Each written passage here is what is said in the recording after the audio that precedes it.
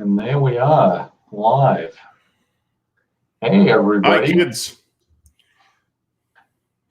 Welcome to the 2020 COVID-19 live stream.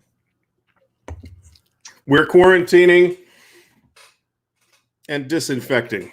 And disinfecting. What are you drinking there? This is a Binny's bottling of Kalila. It's quite young Kalila. Oh, okay. Any good? So I like it. It is, however, clocking in at 60.3%. So it needs a wee drop of water. Yeah, thanks for playing. I'm drinking a Dragon's Milk. That stuff's pretty good. Stout. I don't mind this one. Yeah, I'm drinking that. And later on, I'm going to have some Dickel. I'm not a big. I use Dickel to make mixed cocktails and stuff, but I had this barrel select. So I thought I'd try it and see what's going on. I've never had Dickel, any of their various expressions. Yeah, that's all right. It's a Tennessee whiskey, is it not? Yeah, it is. Okay. So, well, what are you doing for the lockdown? What's the plan? Work has decided that we're working from home, except insofar as we need to be in the office. So I am, as it is going to develop, working from home 2 days a week. So the judgment call has been made, even though Ohio has been pretty proactive with this whole thing, at least as of Friday. They weren't saying that everybody was just going to work from home, which I don't know why, because there's literally not a single person that we are responsible for that doesn't have a laptop and can't work from home. So I don't know. Hang on, you're going to tell me you have people that don't have laptops or some sort of. There were actually 2 people that were on desktops. They have been given laptops as of yesterday for this reason. We're still not telling everybody that they got to work from home. God, give me my desktop. The building I'm in actually houses a good chunk of the Ohio State government. Yeah. So I actually get to hear about 30 to 90 minutes in advance about what's happening, what the governor's doing, that kind of stuff. Yeah, I think we're playing it by ear. Obviously restaurants are quieter. There's no traffic, and a lot of people are working from home. I don't see. Restaurants are open. Chinese restaurant around the corner got takeout. Last night. It's all good. Not sure what the plan is. I work from home anyway, so it's not a big deal for me. So I've got people coming over to game tomorrow, so I went to Costco and got food today. Complete pandemonium. Total shit show. Yeah, total shit 200 people standing in line when they open, waiting for toilet paper. And there's an announcer that they had to send out to say, here's what we're out of: toilet paper, paper towels, blah, blah, blah, blah, blah. This huge list of stuff that they're out of. So I am not at all sure why there's a run on certain products. I went to the regular grocery store. Complete nonsense as well. They had no potatoes of any kind, no white potatoes, no sweet potatoes, no yellow potatoes, no Yukon Gold potatoes, no powdered potatoes, no frozen potatoes. It was like the Irish potato famine part 2. There were no potatoes in this grocery store. It was ludicrous. So it's just absolutely chaos, chaos for no particular reason. I mean, nobody was actually flipping out, but you'd never know that just to look at the shelves. Crazy times. Well, I'm setting up just in case, so I can learn more about the insurgency that'll occur at some crazy point. I'm setting up next war Korea insurgency, where the U.S. and the ROC have either invaded or counter-invaded North Korea, and now they're dealing with the insurgency. So it's turn 1, but we'll see what happens. That's my game plan for the moment in terms of. Biding my time through the crisis. I need to pick something to set up. I've just obtained low glare plexiglass. So I'm kind of now thinking of, okay, here's how much plexi I got with this new fancy plexi. What do I have that'll fit under it? And I just haven't made up my mind yet. Sometime in the next week, I'll actually put something down. Cool. Possibly Monday. Possibly Monday, yeah. Yeah, they canceled church services and all sorts of stuff here, so we can get to sleep in. There's some questions about major gaming events. I mean, GMT Weekend at the Warehouse got canceled. Yep. Gary Con got canceled. I don't know exactly when either of those two things were at. Origins is right here in town. In fact, it's right around the corner from here. And it's in June. So there's a big open question as to whether that's going to get canceled or not. Gamma, that runs it, did not cancel their annual retailer summit that happens, I think, in Las Vegas, which I think just ended last week, I think. They didn't cancel that. So I don't know. It's a ways away. This might have peaked by then. We'll see. Yeah. Things aren't looking good, though. What are we at? 2,572 infections on the John Hopkins list today in the U.S. So that's gone up a couple hundred today. So I guess that's a thing. Let's see what my buddy the governor says we had today. Confirmed 26. Actually, 2726 is the new number. I just refreshed it. So that's national? Yeah, 2726. Okay. Okay. Well, the 26 is Ohio, I guess. Yeah, exactly. So we had gotten some state numbers on, I think, Thursday that said there were 4 confirmed cases in Ohio at that time. So if you look between Thursday, there's 4 people, and Saturday, there's 26 people. That looks like a huge, steep exponential curve of additional infections. However, on Thursday, how many people had they tested in Ohio? Because I have that number too, 24. They had tested 24 people, and 4 of them came down with it. Were confirmed to have it. Right. But they're not testing me, right? They're not testing random people on the street that might have behaved irresponsibly by going to the grocery store. They're testing people who are going to the hospital and saying, I have these symptoms. I think I might have this. So, I mean, I would encourage folks to not to think about the numbers that we're seeing and what they mean. And also, if you're going to shit your pants, go ahead and get diapers. So diapers, I was looking at the men's Depends, and I should have bought a box. I was at Costco this morning early as well. My wife is smart. We went there 40 minutes before it opened, and they opened the doors early there, but they won't check you out. So we went in. Mm-hmm. We actually got some toilet paper because we needed it. Got some cat food. I got 7 kids upstairs visiting, having a sleepover. Bought some brats and stuff and some beer for them. Mine is in possession. It's okay. And anyway, it's all good. And so they're having a fine old time. But we were in and out in 40 minutes, and then the line started picking up, and they were limiting everybody to one package of this, one package of that, one package of this. It was really funny. So anyway, it's all good. So speaking again, so you don't know what you're going to put up then. Not yet. Well, I've got a couple things happening. I'm just talking ideas, about here. Man. You gotta have some ideas. Well, okay. So we're about to tear down Baltic Gap because the person whose house we're playing at is moving. We're going to set up at the other fellow's house that we play OCS at. We're going to set up Third Winter. We have a play test kit for Third Winter. Oh, nice. What play testing that thing needs at this point, I couldn't tell you, because it has been, I have personally seen it getting play tested for at least 6 years. It has been play tested to death.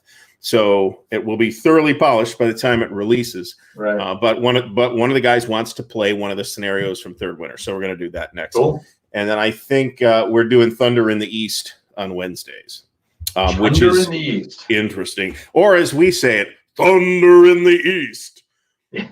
Because it's that kind of title, but it's neat. I don't think we really get it yet, but we've been kind of bashing our heads against it for a few weeks now, and we just reset it. We started over this past week. How far did you get first time? We got about to the beginning of August 41. Oh, so not that far. So we kind of played up a few turns. Each turn we would say, "Oh, well, screwed that up last turn." We'll find more and more corrections, and we the whole time we were playing, we're thinking, well, we're going to reset this, and we finally did just push the button and reset it. I wanted to stop arguing about whether we were going to reset it after the coming turn.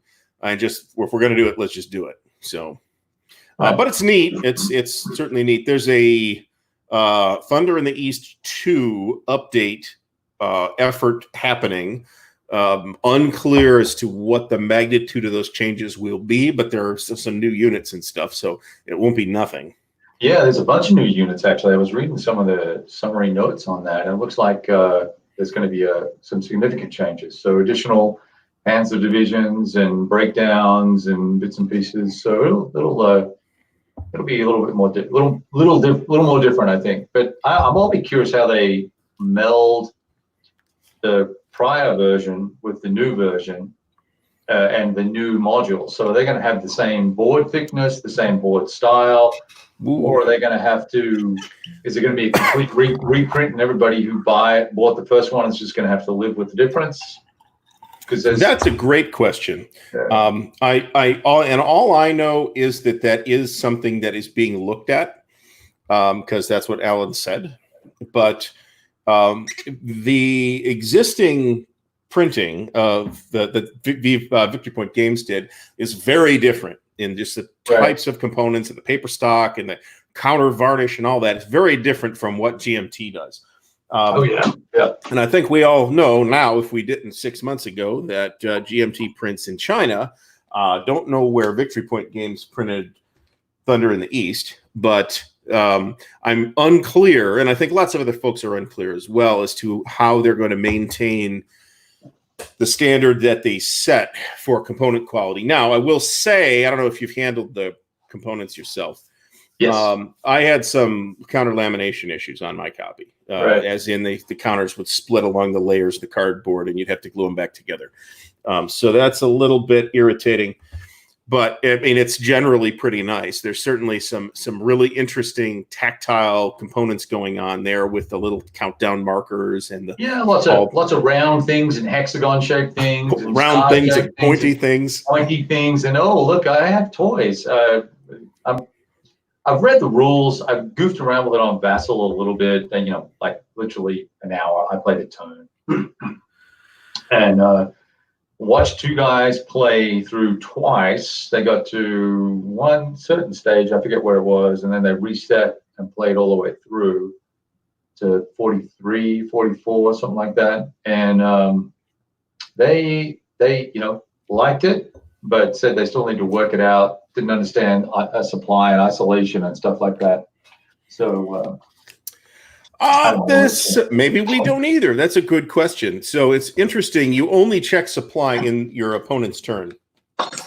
So what that means is that you isolate units, but they remain in supply for the duration of the next turn until it's your turn again, at which point you check to see if they're out of supply. So you have, or isolated. So you have the ability to extract them if they get cut off or pocketed or whatever. We did, it seemed like, find that pocketed units can hang around for an awfully long time, for what we felt was a bit unreasonably long time, actually. Yeah, and that's one thing I asked, and these guys were like, yeah, we're not really sure, I don't really get it. And I think given the time scale, it felt like they were around a little too long, given all the pocketing that went on early war, right? So I'm not sure. I'm probably going to get the Middle Sea module. I'm very interested in that as a campaign. Africa, Mediterranean, the Yugoslav area, Greece and Italy, all that. I think that'll be interesting to play whatever they have there and see what evolves with that. And then if that's medium awesome to good, then we can maybe get Thunder in the East and then maybe play that as a campaign. I'd be curious to see, the Churchill's underbelly, soft underbelly campaign, actually have that come out and actually play that and see if we can really execute something strategically there, right? From a tactical. Yeah, you're going to get to see some really all the moving parts in full with Middle Sea, really, with the air system. The air is going to play a much bigger role. The Navy is going to play a role. Yeah. There's literally 2 ship counters in Thunder in the East. Right. We played, not that long ago either, a couple years ago, we played all that out in Europa using Second Front. And that was by the end. And we played it from American boots on the beach in Sicily to the end. Ooh, wow. It was a wonderful experience. But it was definitely not fun. I'm glad I did it. It was a great learning experience, right? I was glad, hey, I finally got the chance to play Europa. I don't want to play it again anytime soon until at least like 2030 is I played Case White from Europa. I played the Balkan. There's 2 different Balkan modules. I played both of those. I played one other. I can't remember what it is, but I was left having played OCS first and then gone back to Europa. Kind of like, yeah, okay, good. And then there's scale issues there, and yes, indeed, and then there's all the hacky bullshit you can do with stacking up flak units and artillery units, and then through and I worked that out by myself, and then get online and go, oh, that's a thing. So of course, then the guys that, well, you don't do that. We don't do that. We play it lockstep with history. Okay, good. So I thought it was okay. I didn't write home about it and go, oh wow, I need to go buy everything. Oh no, good heavens, no. Not for what that stuff costs. Shit, no. The smaller games, I mean, it's not that the system is fundamentally wrecked or anything like that. There's some things to like there. Wonderful order of battle research, for example, in most of those games. But in the bigger ones, it's just too much trouble. It's too much work. The amount of air that we had to deal with every turn, two turns a month, every turn. We had like 240 air counters as the allies. It was crazy. Yeah. It took so long. I don't know that level of fidelity belongs at that scale of game. No, it does not. I don't believe so. So that's what I think. There's some sort of mismatch with Europa, and also with the TSWW, the Second World War that Scottish chap does. There's the hex scale is what, 5K or 3K, I forget now. But then it's weekly or half weekly turns or half monthly turns. I forget now. It's been ages. But you have these divisions that have zones of control, and they're spanning such a large area that it's really trying to be an operational game on a grand, sort of almost grand strategic scale. And it just feels weird to me. It doesn't. And why am I dicking around with this air counter here? Right? No, I just don't get it. I actually think that is the biggest problem. I think there's about 4 different scales happening there that aren't the same. Right. There's the unit scale, there's the counter scale, there's unit and the counter scale are the same thing. There's the hex scale, which is 16 miles to the hex. But the unit scale is almost exactly identical to the unit scale in OCS, right? Where it's a divisional level game, but you have a fair number of smaller units. But OCS has 5-mile hexes on the east front, and it's less than that on the west front. So you're packing that same amount of stuff, and there's no disincentive in Europa to not keep the whole front line at the stacking limit. In fact, you are encouraged to keep the whole front line at the stacking limit. OCS gives you an incentive to not do that. So, I mean, I think it's a bit unfair to directly compare OCS and Europa, but I certainly find your OCS more fun to play. That's no doubt about that. Yeah. Now, so on your video channel, I think one of the early videos when you transitioned from PC games to board games, OCS was one of your early titles, wasn't it? So you've been playing for a long time. You started 2007 with video channel. Yeah, so right around the time, so we have a robust OCS community here in Columbus, Ohio, for whatever reason that is. There's a lot of the playtesting for some OCS titles historically happened here in Columbus. So there's a really strong OCS community. So when I got back into wargaming, it didn't take that long for that to turn into playing OCS twice a week. Oh, wow. And that's pretty much been the case for me for the last 4 years or so. It's pretty much I have 3 gaming nights a week. It's about to be 4, and 2 of them are OCS. typically. That's pretty cool. So here's the thing. So what? And I've never played. I have played OCS opposed, but it's been via Vassal. So what's it like in a room playing the game? How does that differ? Like, have you played solo? I have monkeyed around solo. I have played a lot more opposed, however. I've probably spent a total of 10 hours fooling around with OCS solo, as opposed to God knows what opposed. And we'll typically have somewhere between 2 and 4 players, sometimes 5. But it is a very it's pace dependent and experience dependent. Okay, so because of this actually happened to me. So let me say it this way. So we're playing Baltic Gap. Okay, it's not the world's biggest OCS game. It's a medium-sized OCS game. It's 2 maps, but it's fairly dense. It's OCS East Front. So we're playing, and I'm playing one of the 2 Russian players, and the other Russian player misses a session. So I have to run his stuff. So I'm suddenly looking at this entire new front.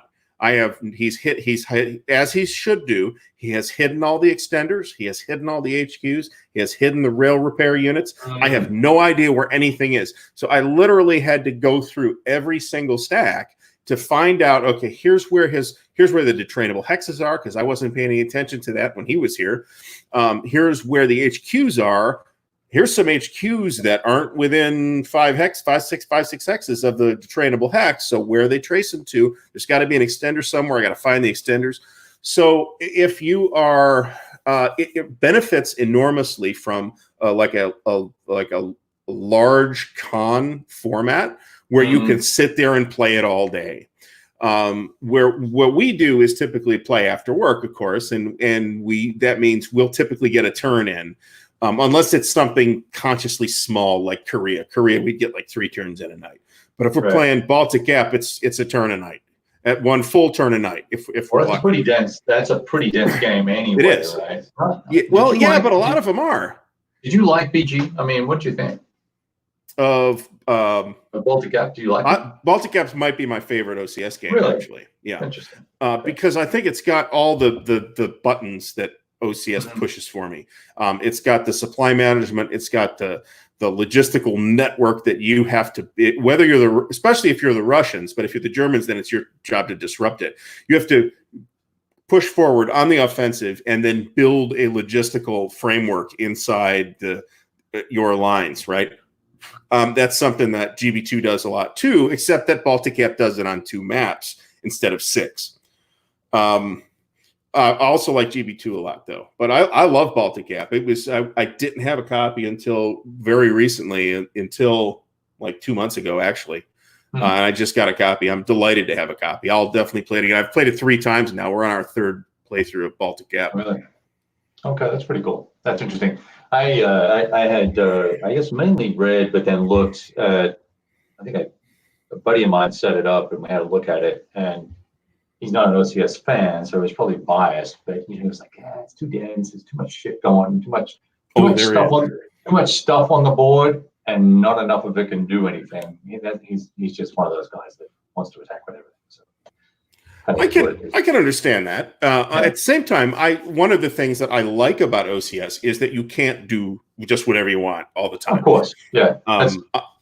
I find it a game, at least an operational game, really kind of rings hollow for me if there's not some kind of structure to limit the command and control or the logistics or something like that. That means you just can't attack everything every turn. Sure. I don't like that. That to me takes longer. So getting back to the gameplay opposed.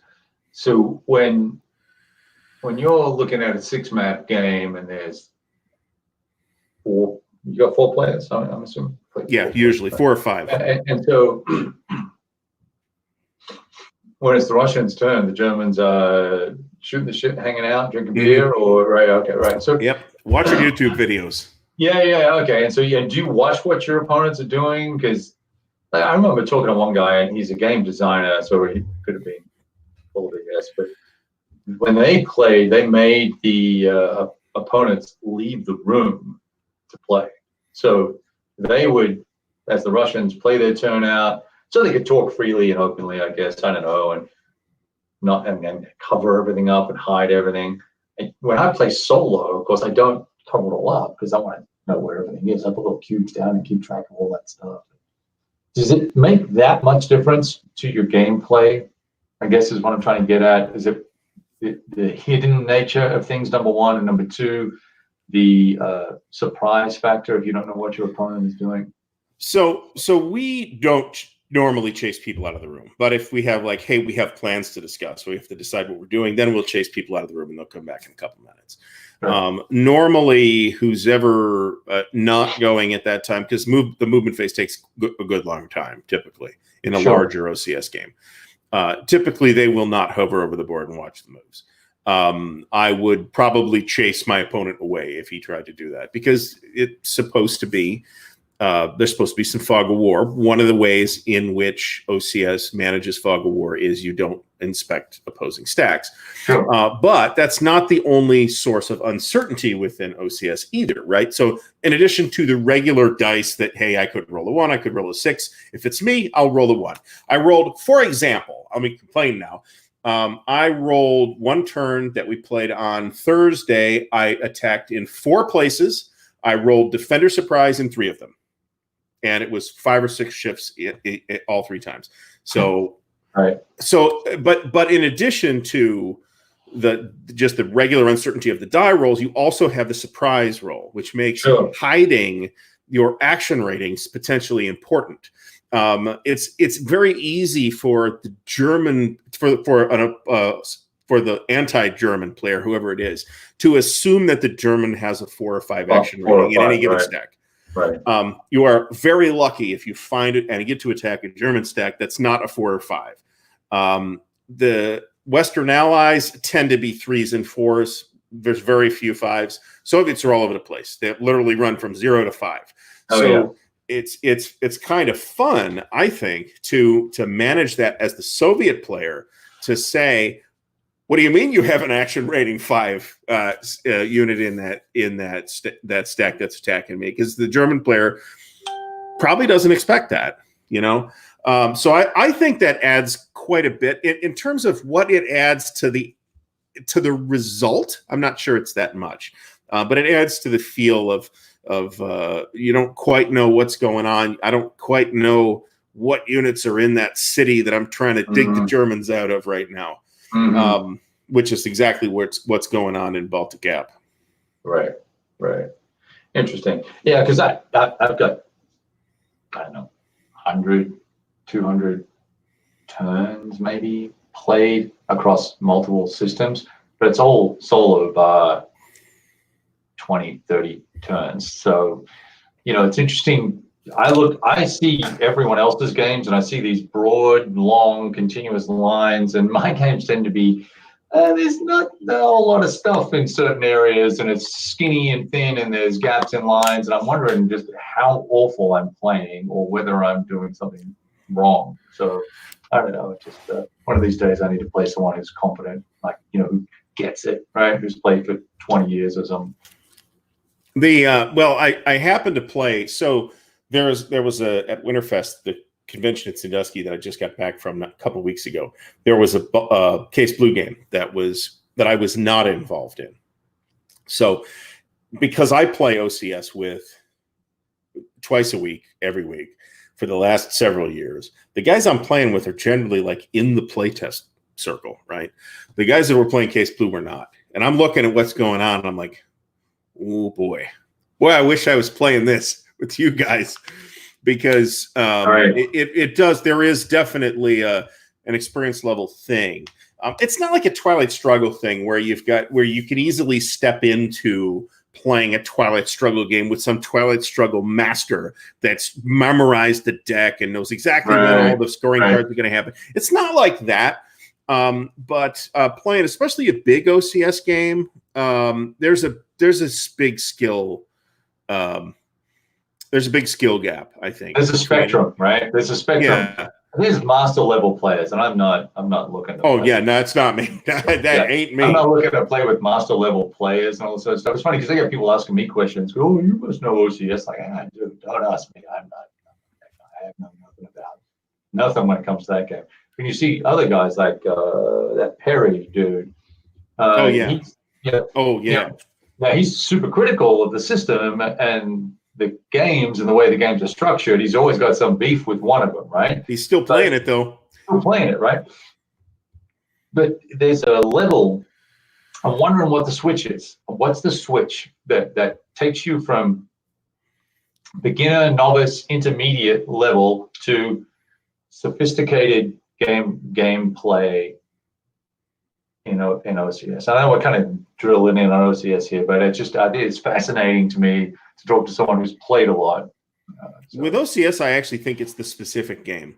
It's knowledge of the terrain, RailNet, whatever the RailNet looks like in that particular game. Less important in some games, obviously. It's less important in Beyond the Rhine because in Western Europe, there's a trainable hex every 4 hexes.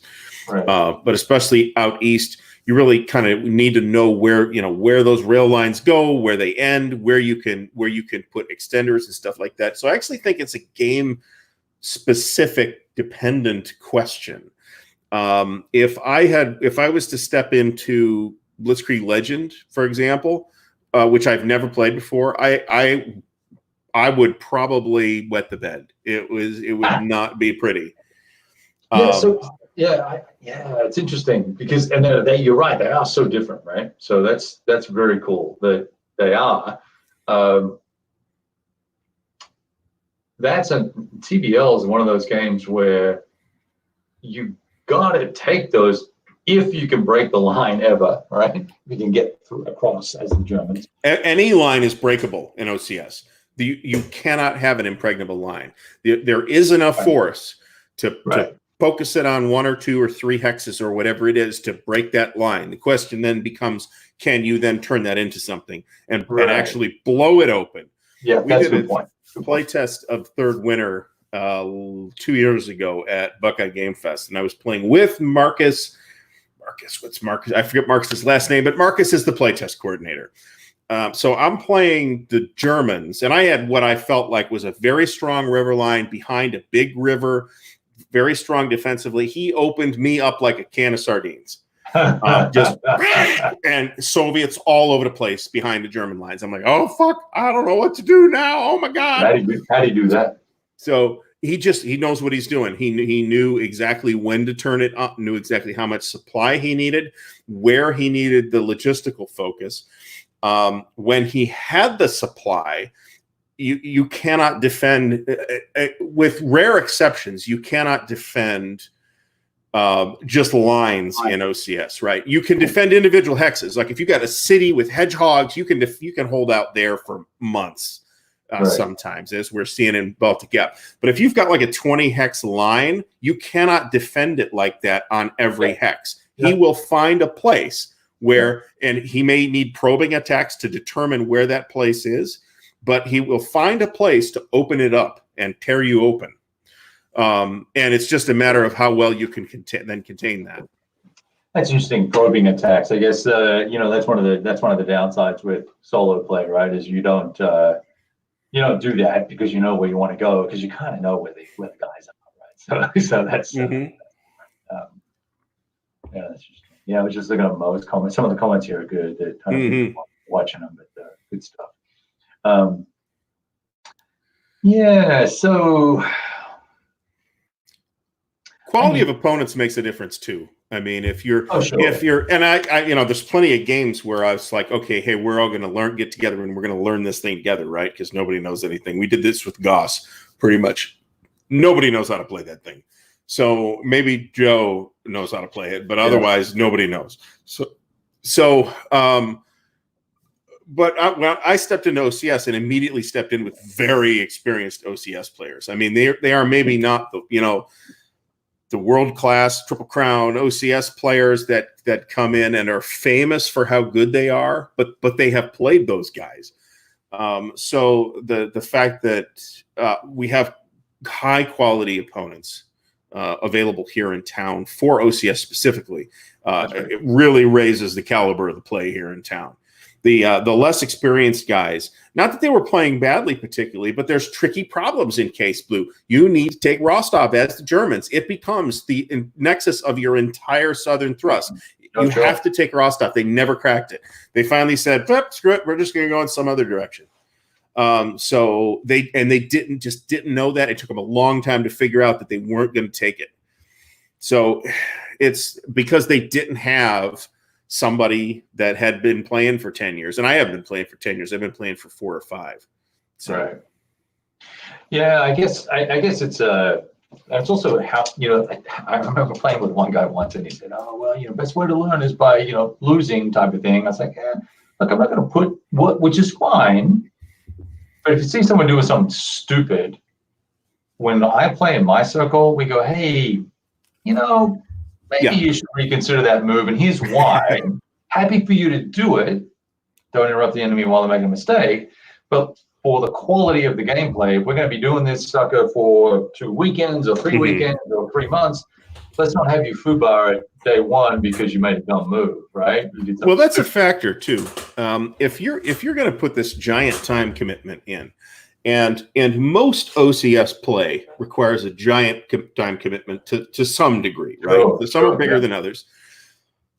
I mean, you're going to learn by losing, but do you really want to deal with that? Just getting kicked around, getting kicked in the face every week for 2 years? Right. And I'm not sure that's fun. Right? What do you learn? It depends on if you're the type that can learn. Because sometimes I'd much rather someone say, hey, look, like with GTS, CSS, you've lost a battalion doing the same stupid thing.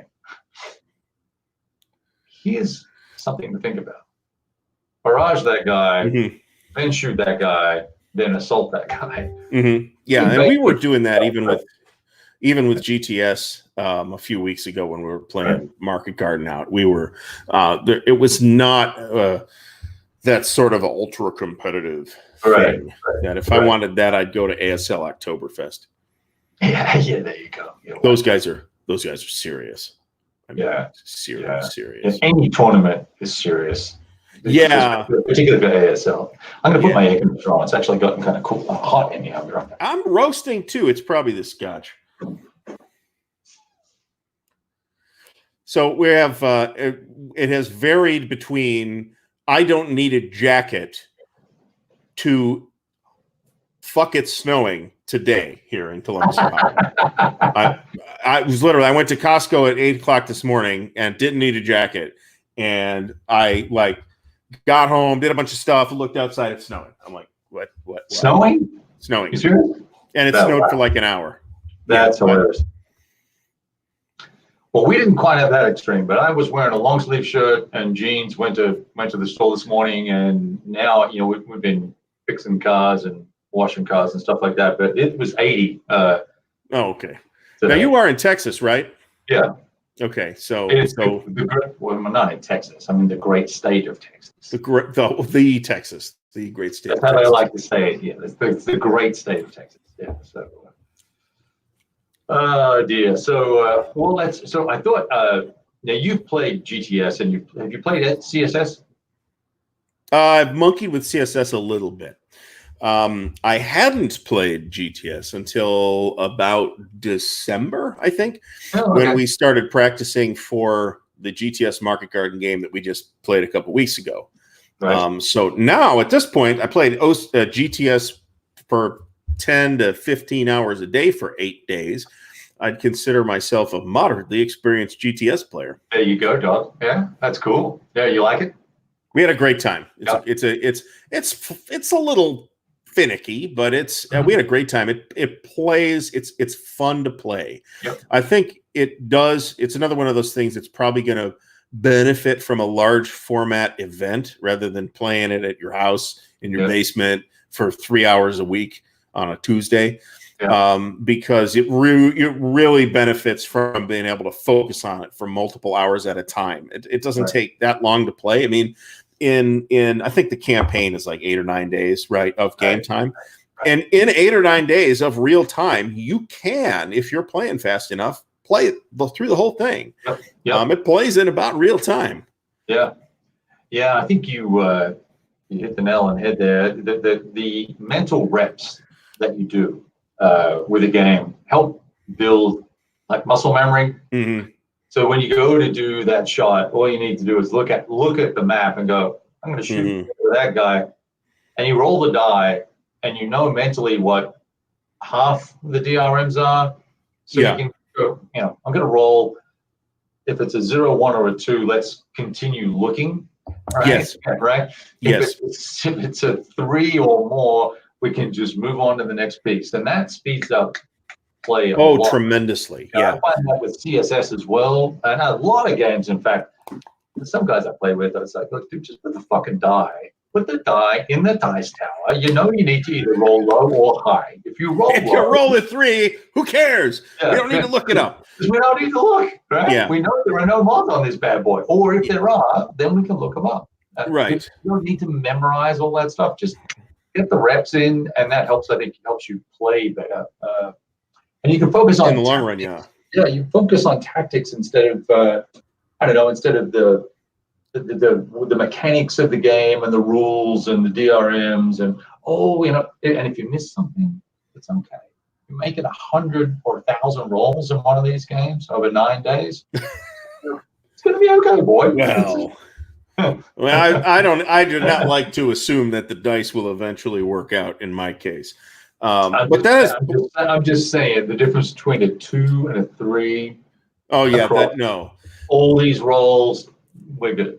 Or if it's like, hey, we're doing this practice game, right? So for about 2 months before this event, we said we're going to set this up. I never played GTS before. We're going to like step through every combat, right? With keeping track of all the DRMs and all that other stuff. We're going to actually step through that for weeks, so that we help to internalize those. But then when you get to the game, you want to be able to say, okay, so I rolled, boom, okay, I rolled an 8. That's not a hit. I don't have to worry about that. I don't have to look that up and compute all the DRMs, right? Right. It's annoying when your opponent doesn't do that. And it's not on that page. Well, hold on. We got to calculate this. And oh, my God. Oh, yep, you're right. I missed. That's a little frustrating. Yeah. But I'm very finicky about who I play with. I get a certain vibe from someone. Sorry, not happening. One thing I love everybody that we played with at Winterfest. It was great. That's cool. That's very cool. Well, I tell you what, there's one thing I don't like about GTS and CSS, the company scale system, whatever the hell Adam's calling it, is it really, and maybe this is okay, but it sticks in my craw a little bit. It really encourages you to take shitty shots. It encourages you to take extremely low percentage shots, because even if it's a 0 or a -1 to hit, if you roll a 0, you hit, right? You can actually be on a I believe, well, with CSS anyway, you can be in a negative situation where you're actually at a -1 or 2, but if you roll a 0, you hit. Yes, GTS is like that too. Right, so might as well shoot, right? Yep. Every shot you may as well take. I don't think that, for me, it doesn't feel right that over the course of a day, we should just plink away anyway, even though we know we can't hit. That's one of my pet peeves with that system. And I don't have a really good rationale, whether it's, ammo or, undisciplined fire or poor tactics or whatever, but it kind of bothers me. GTS players actually have a name for this. It's called bowling for zeros. Well, just keep rolling, and if you bowl 0, you hit. Sure. Yeah. So that's I think that's a real concern.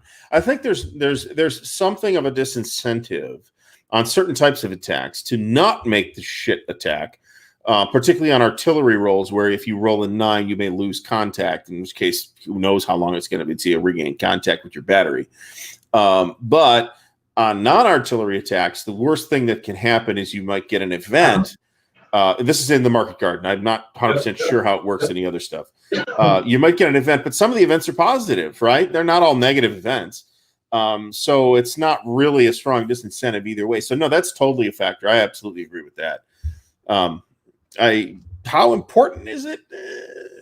Look, I'm not, mine, but it's funny because I was I was having a hard time with CSS. We were playing the little land, the little Battle of Nova, blah blah blah, Rusky bullshit, something. That the land that no one can pronounce. Yes, that game. And I had this situation where the guy goes that I'm playing with, this guy Greg and this other guy Pete. And Greg and I are on the same team. And Greg goes, well, yeah, hey, you're not done. You should do these 2 shots. So I was like, it's good. I got it's a -1 or -2. It's stupid to do the shot. Should roll. So I roll. I get a 0. So that puts whatever on the guy, a pin or something or other. And then something happens and I go, oh, I got a command point. You know, you've got, he goes, that's right. You've got command points. You may as well, you've got so many, you may as well do a direct action as your second action and fire again. Because in CSS, you can do the same thing twice. Whereas in GTS. Okay, you cannot in GTS. Yeah, right. And so I go, sure, well, you know, boom, another 0, right? So there's your thing, right? It actually kind of was a pivotal lynch point on the line, because it starts out as this kind of World War I entrenched with pillboxes and foxholes, and everyone's all dug in, and the Germans are all dug in, and the Russians are bleeding themselves white against these things. And I popped this pillbox because of these 2 zeros. I don't know if that was good luck or excellent leadership by the Soviets, but so anyway, I'm looking at these comments here. Michael Panikowski, that's something I did a long time ago. Someone said GTS is better than CSS. Hopefully he's played both then. I'm going to say I probably agree with that, but I've played more GTS at this point than CSS. Have you played the Pacific stuff, or you played the European? I've only played the Pacific stuff. That's all garbage. I wouldn't waste my time with that stuff. But I've those were the topics that interested me, though, of really? What they were doing. Yeah. So I mean, we'll see. That the little land actually looks fairly interesting, but I haven't picked it up. Now, the campaign, I think, would be great. We felt like it was a bit of a slugfest because it's a 2 map, right? So there's a naval landing on one, and then there's the kind of this 2 bled out divisions attacking the Germans that are resisting. And eventually you break through, but that was pretty cool. The Pacific stuff is so it's one-sided, right? The Japanese really have nothing to do. It's just a matter of how long it's going to take to dig them out. Right. And so I don't know that that's any particular fun for an opposed play. I think it's great for solo play, but that's kind of the situation. I don't really know. I think it's going to play far better. Hang on one second. I'm online. What's up? I'm online. No. So Christopher Friend is asking if we're going to talk about Goss at all. I am unprepared to talk about Goss until such time as I see the new Goss rulebook, which will be in Lucky Forward whenever that releases, which hopefully will be. I was hoping to pick it up at Origins, but then again, I was hoping to pick it up at Origins last year, and I don't know for 100% certainty that there will be an Origins 2020. So we'll see. Yeah, who knows, right? Mention if you've found this again. I think the Wargamer Joey, his videos all vanished again. Every 6 months or a year or something like that, he gets upset and takes his whole channel down. And he's doing his videos. Oh, you're that Joey? Yeah, his videos are great. It's a wonderful tool to learn and help to get started with that system. And every such and such an interval, he goes nuts and takes it all down again. Yeah, well, I think I don't know what happened to him in his life, but I think he has some. Oh yeah. Stuff, and he was in Marines and all the rest of it. So who knows? Maybe he had a war injury or something. I don't know. I started downloading some of his videos because I was going to watch them and kind of archive them and keep them in case he deleted them all, which he ended up doing, but I missed like 5 or 6, so that I just deleted them all. He was doing a wonderful job. Doing a great job. I wish he would keep those up. And deletes them all the time. Although I must say, I did play OCS with him on Vassal one time. We were playing live. He doesn't know that game as well as he portrayed.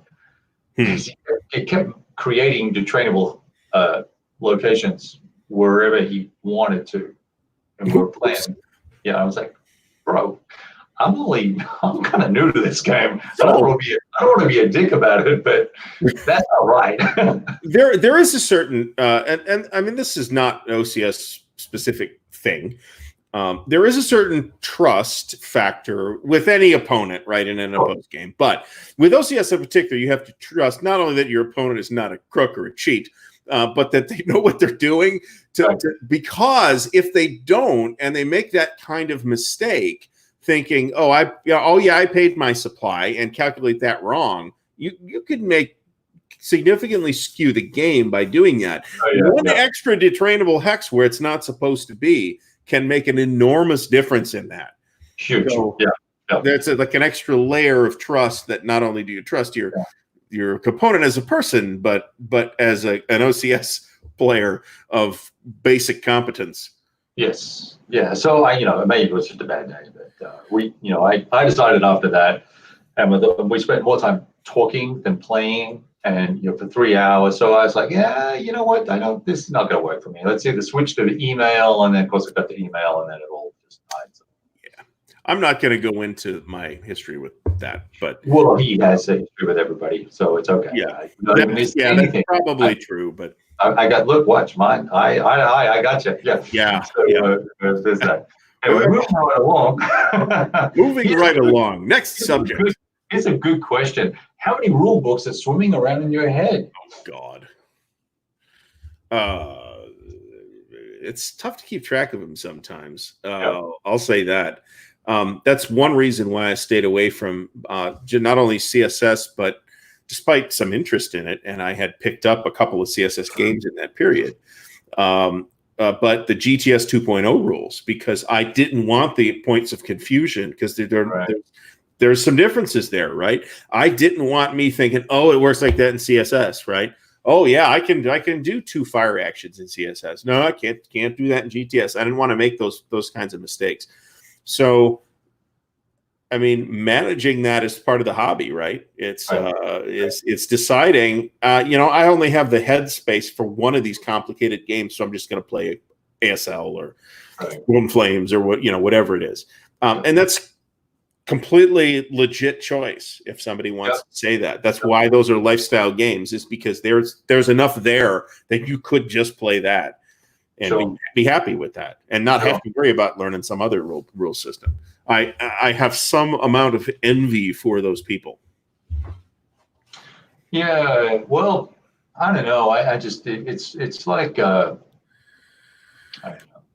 It's like anything in life. You want to have a little bit of variety, spicy. Although for me, I like to keep there's a set of constants. I every year I'm playing the major systems that I like at least once or twice. So TCS, OCS, Lock and Load, a whole range of stuff. The Great Battles of the American Civil War, I'll dabble in that a little bit. Great Battles of History. As long as I get a touch with them, they stay relatively fresh. You might miss little things here and there, but today I was playing Great Battles of History, wrapping it up, and I was like, kind of screwed up that rule for everybody for the last 3 turns, and it's something I knew. I just, I was assumptive in my gameplay. That's an interesting. GBOH is actually a little bit of an interesting case study in rules learning and rules learning management, because some of those games are significantly different from others of those games. Hoplite was very different from Great Battles of Alexander, for example. I don't know, very different. I mean, they're the same game, but one's a chip pull game and the other one's not. Yeah, so it's completely different from a game sequencing standpoint. Mm-hmm. Yeah. So yeah, I mean, and there's games. There's a naval one that plays obviously completely different. There's a city fight, an ancient world city fight, tactical. Yeah, Alexander, Caesar and Alexander. Right. How about that? That's The one that I don't have that I want actually is Caesar and Alexandria. I sold that one. That was kind of the genesis of the Simple Great Battles of History system. That's what spawned that.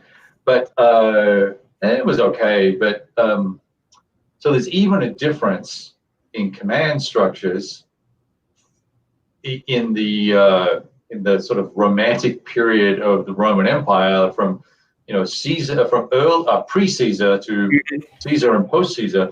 They have different pre-Marian, post-Marian command structures and things like that. So you can do, it's completely different how tribunes are used and things of that nature. So, and I think that's one of the things that GBOH was trying to show as a system in its original genesis. Which is very cool. That's very cool. The interaction of those different command systems and different weapon systems and different doctrines. Right, and then you've got Devil's Horsemen and stuff like that. And Chariots of Fire, where you have the actual heroes of the Iliad, which is I haven't had the chance to play yet. That's got to be a riot to play. I don't have a glass. I have this slightly nasty glass. Is that too big for whiskey? Probably. No, it's not. That's okay. We'll. This is not that big, but I keep refilling it. Yeah, you're doing all right over there. Well, so, yeah. Of this 60.3%. Yeah, that's pretty hefty, dude. I'm here's to you, a man among men. I'm taking my time with this. Yeah, see that Dickel is. I can't get this in Ohio either, so that's another thing. Oh, now where is that from? Well, this came from Binny's Beverage. It's a chain out of Chicago. They're all over Chicago, Illinois, some in Indiana, but we've got a Byzantine state system of selling liquor here in Ohio, where if you're buying it, regardless of where you buy it, you're buying it from the state of Ohio.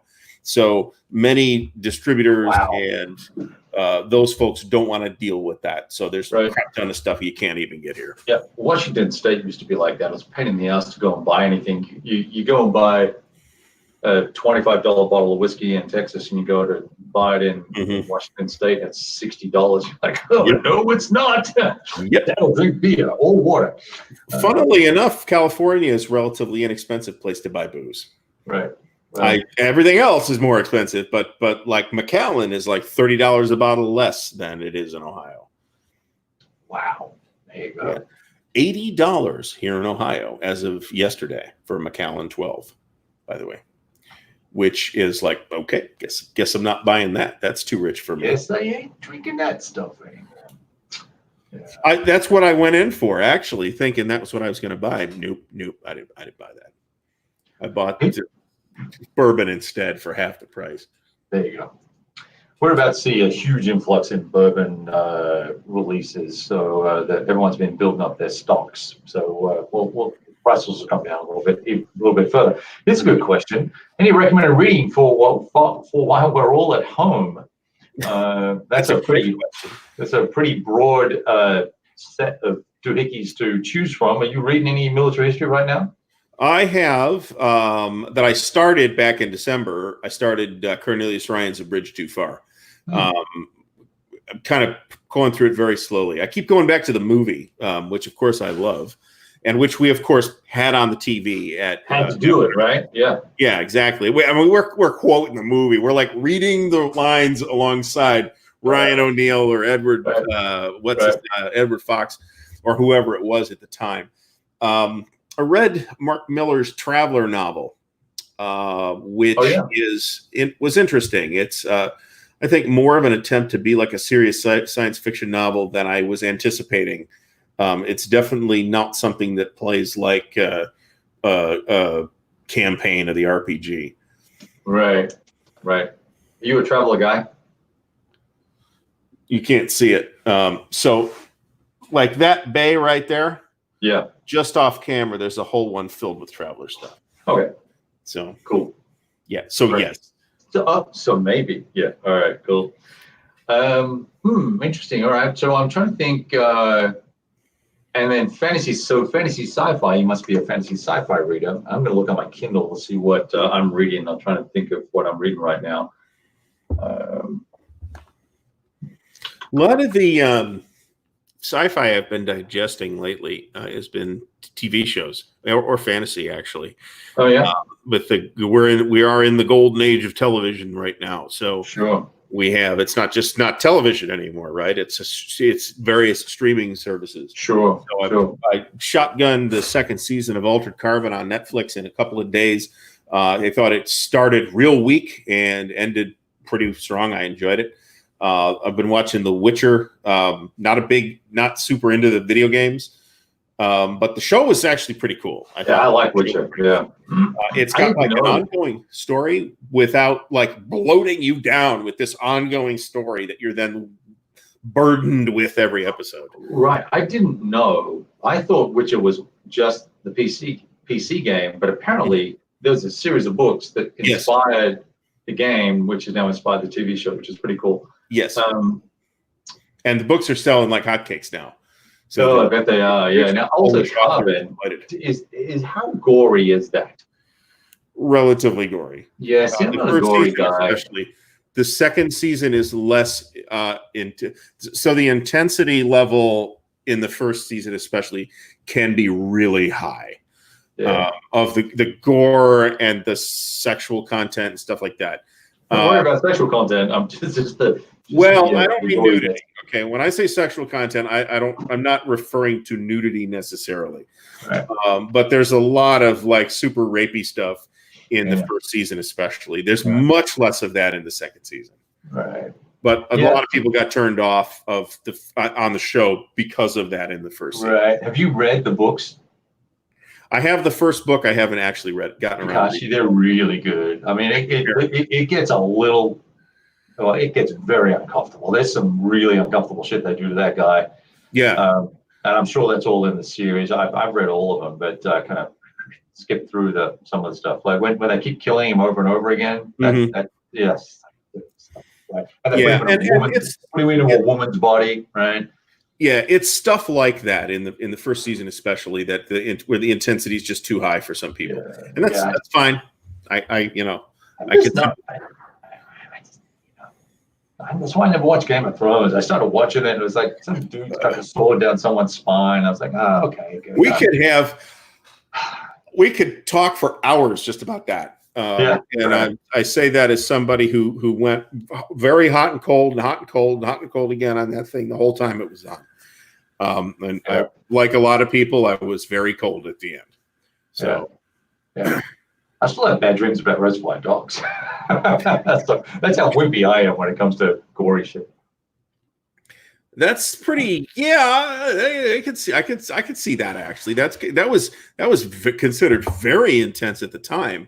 Yeah.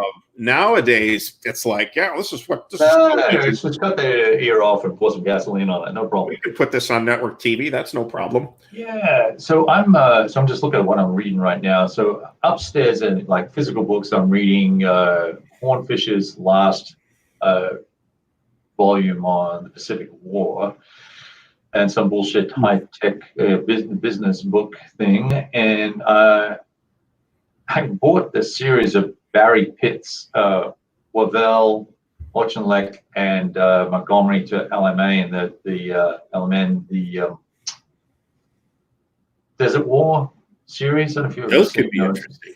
Yeah, they're really cool. It's really well written too. They kind of get inside everybody's head and have a look. That's pretty cool. And then book-wise, like sci-fi-wise, I've been reading a series called Galaxy's Edge, which is a riff on Star Wars if Star Wars was real. So like the Imperial troopers were real soldiers, not ding-dongs in white plastic uniforms that can't shoot straight, right? And they've got all the characters, but they're all renamed and done differently. And there's only it's actually only one sort of Jedi-style person. It's a long series. The first series is 9 or 10 books, and then okay, and then it goes back to, well, how did all that happen? How did man propagate in space?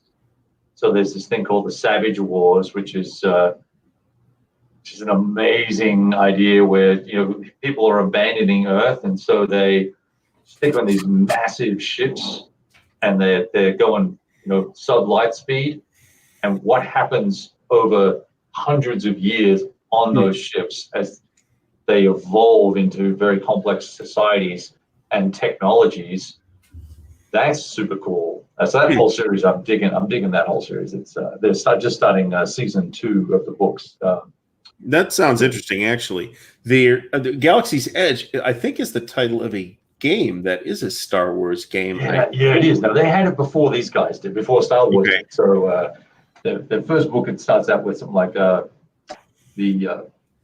galaxy's a dumpster fire, right? And then that's a great premise right there. Yeah, and it feels very much like it plays on all the goofy shit that happens in Star Wars with the corruption and all that sort of stuff. So it digs into all that, but then it's got the real Legion, the real Legionnaires that are working for the Empire, but really trying to do the right thing, and how they get infected with the politics of the time, and there are useless leaders. So it gets there's a little sort of Afghanistan sort of clusterfucky feel to it that kind of get into that a bit. But then it sort of moves on into this big story arc that's really pretty fascinating. So anyway, I'm digging that series a lot. I'm reading Stalingrad. I'm reading stupid. I don't know why it's so miserable. Where is it? Enemy at the Gates. I'm reading that. That's like horrible for me at the moment. I'm not enjoying that very much.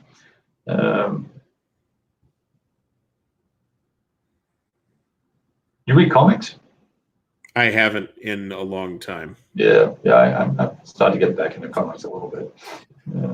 It's actually kind of an interesting time to. I mean, I know a lot of nerds, right? So I have a pretty good feel for what's going on in comics, even though I haven't actually bought a comic book in a long time. In a general sense, right? It's actually a really interesting time to be into comics because you can just buy them all digitally now. It's not cheaper necessarily, but it's certainly more convenient. You can carry that. I mean, I remember having those 8 long boxes of comics stuck in a closet. Right. You don't have to do that anymore. You can just keep them all in the cloud or on a Kindle or whatever. Yep. That's really interesting. Yeah, I love reading them on the Kindle too, because you can just kind of touch each frame and it zooms in, and you can sit and look at it and appreciate the artwork and stuff like that. Someone said Freedom in the Galaxy is a little bit tempted by some of that newer DC stuff where they kind of brought Watchmen into the whole thing. I don't know exactly how that worked from a publishing standpoint, but the Doomsday Clock series, which just concluded, I actually stopped that. Chris, so here's the deal with the vaping. I am about 106 days right now of not using tobacco. I was dipping 2 cans a day for 30 years. Wow. So, and smoking. So for about the last 5, I started smoking to try to quit dipping. That went badly. That is a terrible strategy. Don't do that. So I have now cut as of like last weekend, I cut the nicotine content in half. The advantage of this is not that it's magically healthier, right? It's that it doesn't have the combustion products that are obvious carcinogens like benzene and stuff. But you can also control exactly the amount of nicotine that you're getting. So like the cheap ones you get at the gas stations are 2.4, I think it's milligrams per milliliter or something like that. I am 0.3 now. The next step down is 0. Good for you, dude. I'm going to stay at 0.3 for about, I'm guessing about 3 of these bottles. These bottles last me about a week or 2. I'm spending a fourth of what I was spending before. So I do not intend to be doing this forever, but as a stepping stone to not doing nicotine at all, I am on a controlled path to not doing it at all. Good so view, man. A little while yet, but 4 months, so I it's and yes, I do it gaming. I do it surreptitiously at work too, and nobody's actually reaming me out about that. Not that that's going to matter now, right? Because everybody's working from home, at least part-time. So, but I generally try to avoid doing it in public. Generally, certainly I don't do it on the municipal bus. There you go. Yeah. So I got James Henning, I think, Sickles at Gettysburg. It's actually a pretty interesting book. I got it on Amazon, I guess Prime Reading, which is not like Prime Unlimited. It's like a much smaller selection of books. Right. You can only have like so many out at a time, but I do the same thing. Yeah. Pretty interesting. Pretty interesting. Well, Sickles himself is a pretty interesting cat. Let me put it that way. Very much so. Now, are you going to grow back the mutton chops? Maybe. I actually just shaved today. I actually was growing the whole thing out. You look very well shaven, by the way, I must say. You do. Well, I just shaved today. And this looks stupid. This is probably going away. This was an experiment when I didn't know I was going to be on YouTube tonight. That's funny. Yeah. But life changes and all that stuff. I've lost about 30 pounds too, which is another beneficial life change. Of course, now nobody wants to go to the gym because they're afraid they're going to get the coronavirus. So right. Yeah. I'm need to man up and get back into the gym as well. And now that my back is well enough to actually walk, sit, and stand. So if somebody wants to see the chops and hasn't seen them, there's a video that was released on the channel a couple of weeks ago, but it was from Origins like last year when I had the full mutton chops. So if anybody is curious as to what that's all about, that's actually kind of something that not through any plan, that I was kind of doing every summer for whatever reason, just growing giant. Well, it's good. It's good look on you. It looks good. I'm curious. Mutton chops. So. Well, let's see. So I'm just looking here. So you said that you were thinking about you obviously have how do you get hang on a second. How do you get 3 nights or 4 nights a week to play games? The secret is actually with people. The secret is divorce. So once you've decided you're doing that, then there's no particular reason to not game 3 or 4 nights. Right, there you go. Burnout's a factor. So that you have to be concerned about, right? But at the same time, it's freaking depressing just sitting here by myself every night, right? So I've got 3 nights a week where I go out and game, and it's at various people's places. Yeah. And then every once in a while, there's like the local club here, which is canceled due to the coronavirus. So I could go to that on like Saturday. But I'm starting tomorrow, actually, is the face-to-face role-playing game here. So it'll be the first gaming here at the new place. That's not just like me horsing around with stuff. Right. Okay. That's cool. Good for you. That'll be fun then. Yeah, I got that. I got Next World War Korea Insurgency set up. I just finished a Great Battle of Histories game. I need something else to put up next. And I'm thinking that needs to be something more tactical. But I just thought of something. You're a huge EFS fan, right? I'm interested in it. Or you've played a lot. I wouldn't say that. I've horsed around with it a little bit. Certainly now, if we're talking about the Vance von Borries East Front series. Yeah. Okay. Long-term interest in it. But no, I would not say that I've played very much of it at all. I've played a couple of the smaller scenarios. You've done quite a few videos, though. Because the first thing how I found out about you was on Twitter, and then clicking through to your links. I do have at least one and maybe a couple are real early in the wargaming cycle videos. There's an unboxing I know of either Kiev to Rostov or Crimea or something like that. Yeah. Right now, I'm in a holding pattern on that stuff just because I want to see the new ones. All right. So, and I suspect a lot of people are in that same boat with that series, is they want to see the new ones. Long time coming, and we might see those at any time. I don't know. Yeah. So Nice. that's one of those series, actually, like GTS, that there's actually a lot of resistance to here locally, because there's some people that tried it and had a negative experience and don't like it. So GTS is the same way. Although in the case of GTS, I have now established that they didn't like it because they were fucking the rules up. So they were doing it wrong, and that's why they didn't like it. EFS, I'm not sure. They may have chosen a bad scenario or something like that. Right. So I don't have now. On the other hand, at our club event in Sandusky, there's every year there's some kind, at least gets mentioned as something that might happen is EFS, and I think there's talk for next year of EFS happening.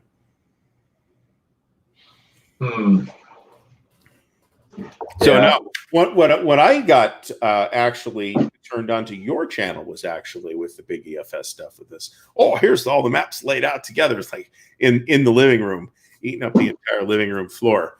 That's neat. Yeah, it's a big. I don't know that I would want to play that all connected together, given how you get a little repetitive. I think. I got an opinion on that actually. So Tony Burkett is the designer of Third Winter, which will be the next OCS game to get put on pre-order after Hungarian Rhapsody comes out. Yep. Third Winter is way into the pipeline. It's done. There's no additional playtesting movement on it at all, as far as I could tell. It's ready to go. So Tony is, and it's like that whole center section of the East Front in 1943, Winter 43 and forward. So Tony has 2 companion games that he is working on, which is another 4-map game to the north and another 4-map game to the south. Yep. And if you add on a 1-map additional add-on map of the Crimea, you have the entire East Front during that period.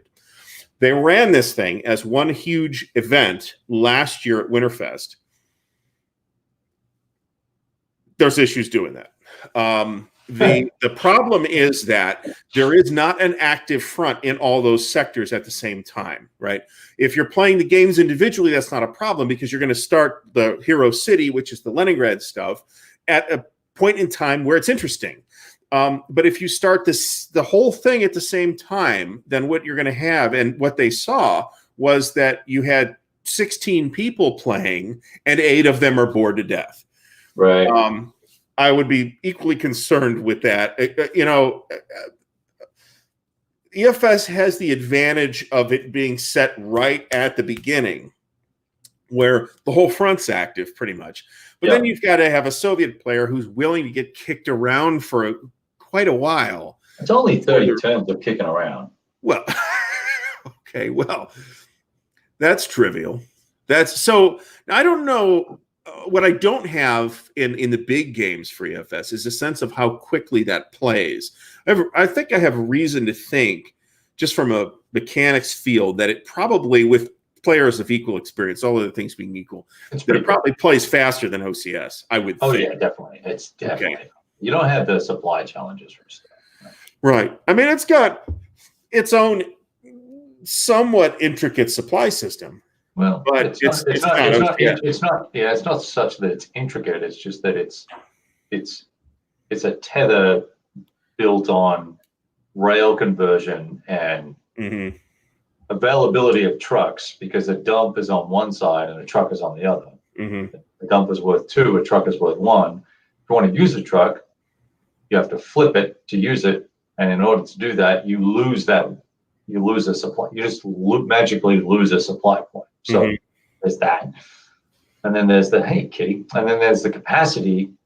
The rail capacity is not sufficient enough to bring all the supply that's available onto the map.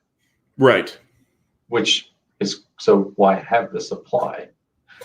So I have issues with the supply and rail anyway.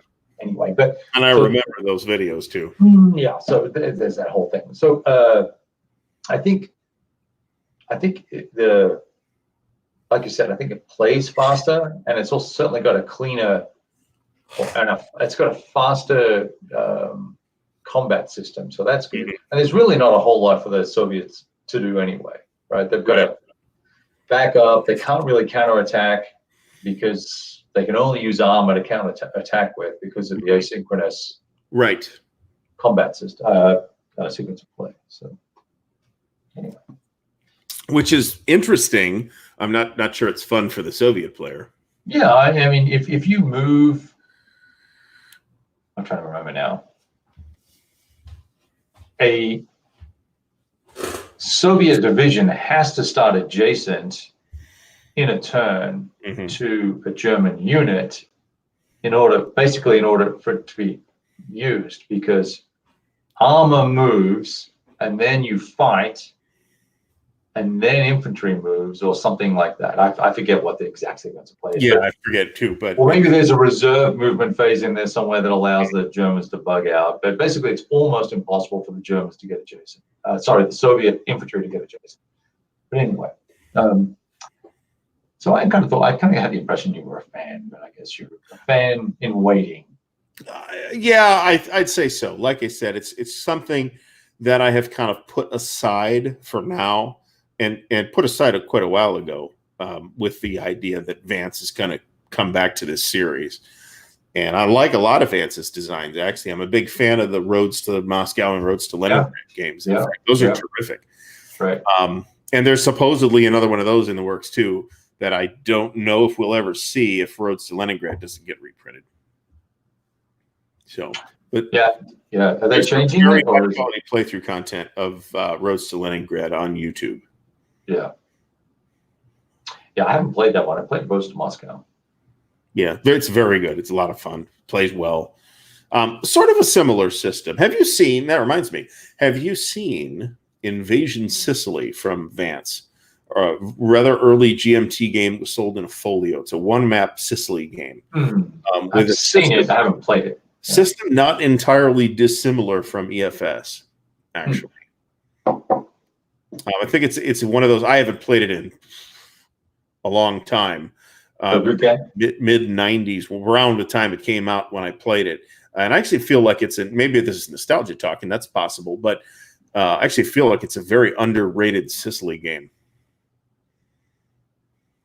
Well, that's cool to know. There's not many good Sicily games around. I mean, well, if there are, then I probably own them.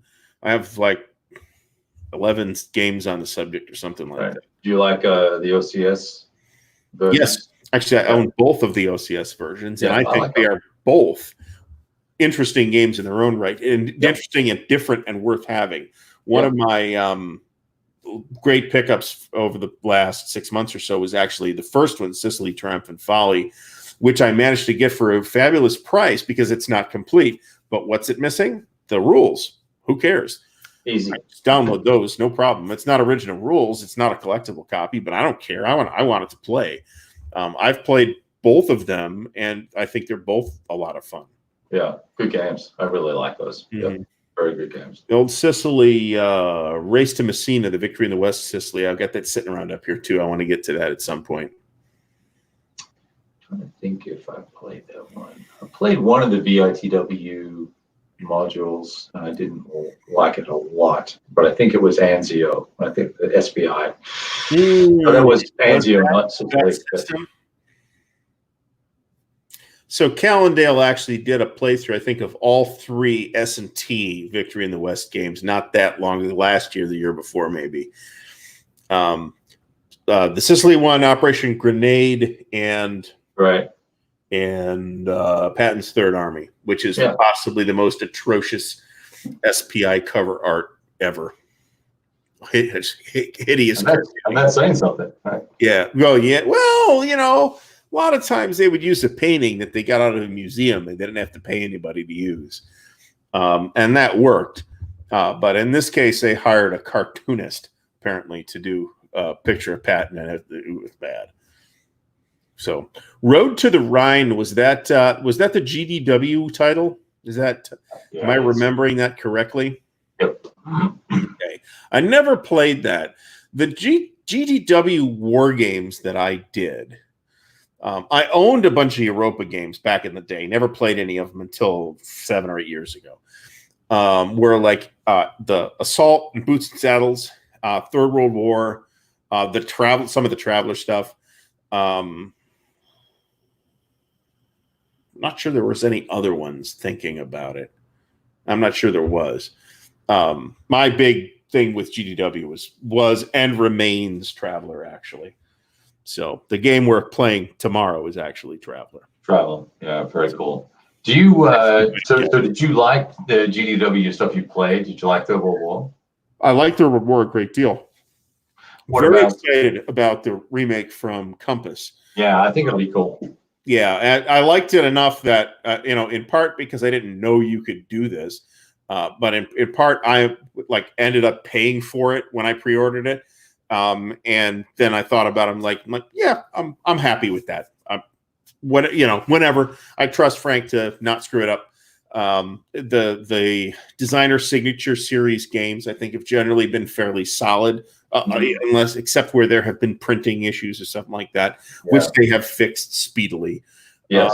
So it's not like these are tested games for the most part. They're tested designs. They're time-tested designs. They're mostly classics. They're fondly remembered games that really don't need a lot of additional work. So it's a good bump in the artwork and the hex size, counter size, and all that sort of stuff. So I think that's good. I played I'm trying to think which one it was. Forgotten Legions, whatever it was. It was actually 2 games in one, and I was. Okay. I played the Road to Damascus one, and I think it needed more development because Roads to Damascus had an amazing map that was gorgeous, but then the game, the CRT and the game system itself kind of let itself down. It was lots of attack or eliminated stuff. That's a von Boris thing. Yeah, I was going to say I think those were early Vance von Boris designs. Yeah, and then the redo built some steps in to make it less punishing, but it's still. I think a lot of units just disappeared off the board really quickly there. So I was a little disappointed in that. But African Campaign was good, and some of the others have been good. I'm looking forward to Third World War. There's one other I've got on order there as well. Next War in Europe or something like that. NATO Next War in Europe. NATO Next War in Europe. Yeah. I actually talked to Bruce at Compass Expo about it. He had the playtest copy there with this completely handwritten counters. Actually, very cool. Playing on the old map with hand corrected old map and handwritten counters. It was awesome. And I think they've spilled the beans. I knew about this because I had talked to him about it, and he had spilled the beans to me about Aaron Armour. They're going to redo Aaron Armour as well. Good. So, which I think was from West End originally, I think. Now, what's this about S&T 171 Crete? That's $200? That sounds crazy to me for an S&T game. But, hey, some of them are classics, I guess. Yeah. Your mileage may vary on that one, right? Well, that's fine. I mean, somebody paid that $995 for DAC 2 that it was going for on eBay a couple weeks ago. So, $900. $995. So wow. As far as I know, there are people who are on eBay who are on crack. So I noticed that. I actually was browsing for DAC 2 at Winterfest because there was somebody that said he had a copy, and then he brought the copy, and I saw it, and he told me what he wanted for it, which was not $995. So I looked it on eBay, and I'm like, look at this guy. There's some crazy people on there. There's a mid-2000s RPG called Tecumel, the Empire of the Petal Throne from Guardians of Order, Canadian company. This is a redo with a different system of the old RPG Empire of the Petal Throne. By some accounts, the second RPG ever released in 1970. Okay.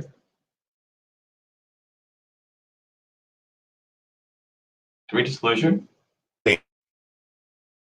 Or you're breaking up?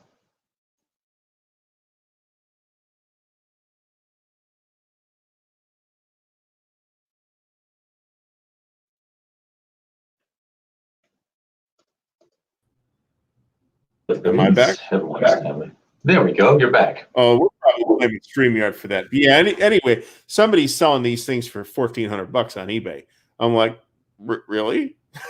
Like maybe I could part with a copy for that, but I don't think they're selling it for that, right?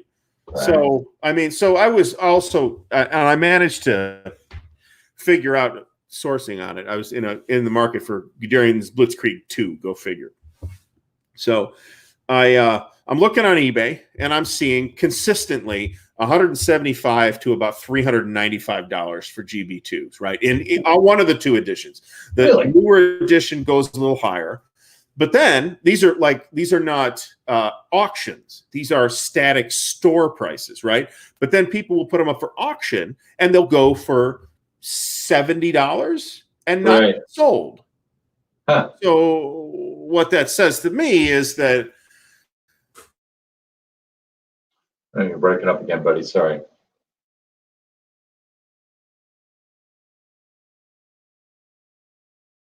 All right, you need to turn off your downloads or something. Yeah, it looks like we flaked out again. Kyle, I used to have, love your channel, by the way. I've been a longtime fan.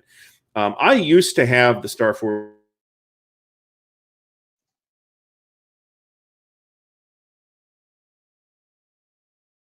old, moldy, and it was not salvageable. I had to toss it. Of those three games, I feel like the one. Boo. I think there's. It looks like we're. Looks like we're having technical challenges. So maybe that's a hint from StreamYard to stop because we're being going for an hour and 31 minutes. But who knows? It looks like you're locked up again. Yeah, you are. Well, I'm going to say that discretion is the better part of valor, and suggest that we bid ourselves adieu. What do you think? Yeah, there you go. You're locked up again, my friend. Which is a pity because I wanted to hear. I'll tell you what. Next time we chat, I want to hear about this Star Force trilogy, and Kyle's experience with it as well. Maybe we can get Kyle on the channel for. Kind of ready to wrap here. I think Kev is moving in the direction of wrapping. We're wrapping. Hopefully, we'll get him back. Here he is. He's back. Oh, am I getting lost now as well? I think we're both back now. Okay. Well, let's bid ourselves adieu then. Thanks for asking me to come on. I really appreciate it. Yeah, I just thought it'd be fun to have a chat. Yeah. Good hanging out with you, man. All right. Yeah, it was great hanging out with you. So, have a good night. Everybody else have a great night as well. Yeah, roll dice, folks. Roll dice, drink scotch. There you go. Don't go outside or have human contact. All the best. See you, everybody.